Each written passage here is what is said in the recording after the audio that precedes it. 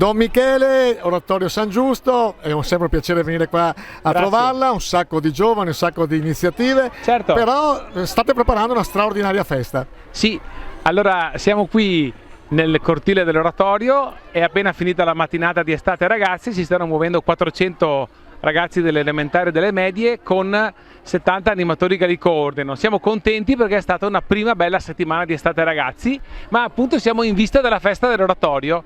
Quest'anno, a differenza degli anni scorsi, la data non è quella del 1° maggio, ma è quella della fine settimana prossima, quindi 26 e 27 di giugno.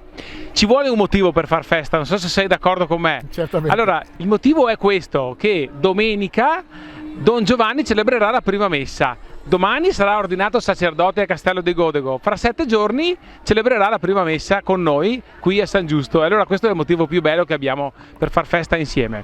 Allora vi invitiamo tutti sabato con i tornei e le attività sportive, domenica con questa prima messa e altre attività che stiamo organizzando. Insieme ci regaliamo un weekend di incontro, di gioia, ecco, e di rivedersi dopo magari tanto tempo in cui non siamo riusciti più ad incontrarci in amicizia. Grazie.